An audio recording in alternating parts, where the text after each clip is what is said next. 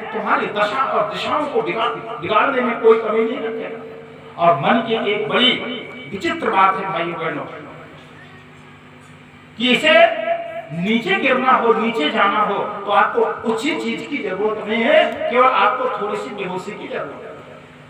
आप थोड़ा सा आलस्य में आ जाइए, शिथिल हो जाइए, ये आपको पतन के गहरे से गहरे गर्त में गिरा देगा। लेकिन आगे ले जाना हो तो इस पर बहुत बड़ा अभ्यास करना पड़ता है। आगे ले जाना हो तो उसे बहुत बड़ा अभ्यास करना पड़ता है। मन सदैव अभ्यास से ही नियंत्रित होता है, और जिसने मन पर अभ्यास करना छोड़ दिया, वो कभी भी किसी भी क्षण पराजित हो सकता है, कभी भी किसी भी क्षण पराजित हो सकता है। इसलिए मन पर आपको मेहनत करने की जरूरत है, और मन पर मेहनत केवल साधना की जाती है। साधना से ही मन नियंत्रित होता है, साधना से ही मन सधता है। ये मन इस संसार में आपको बंधनों की ओर भी ले जाता है, लेकिन यही मन आपको मुक्ति के रास्ते की ओर भी ले जाता है। यही मन आपको संसार में आसक्त कर देता है, यही मन आपको परमात्मा में प्राप्त कर सकता है। इसी मन का ठीक उपयोग ध्यान बन जाता है, इसी मन का गलत उपयोग मनुष्य को पागल बना देता है।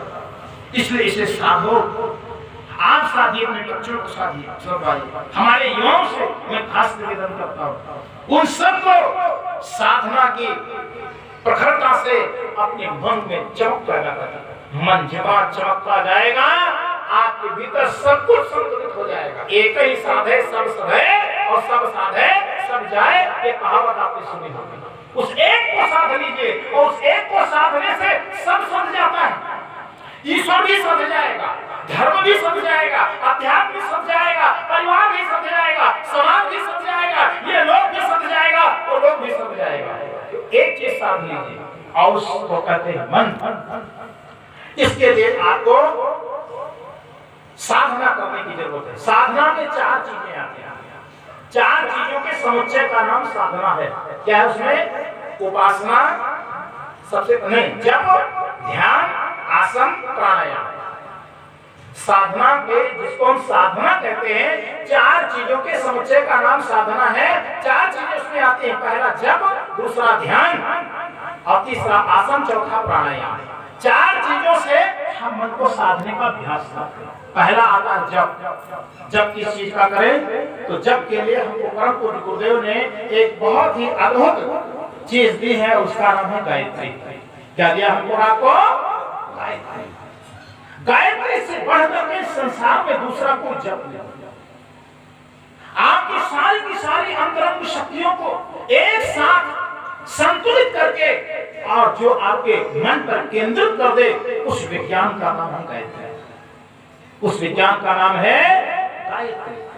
हमारे यहाँ कहा गया है, गायत्र्या न परम मंत्रम न बीजम प्रणवादिकम, गायत्र्या न परम ध्यानम, गायत्र्या न परम भूतम, गायत्र्या न परम जाप्यम न भूतो न भविष्यति। गायत्री के समान कोई मंत्र नहीं, गायत्री के समान कोई तंत्र नहीं, गायत्री के समान कोई यज्ञ नहीं, गायत्री के समान कोई ध्यान नहीं, और गायत्री के समान कोई जप ना कभी हुआ है और ना कभी होगा।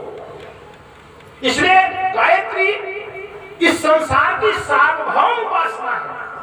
जब उपासना की बात आती है, क्या सवेरे उपासना में जब किसका करें?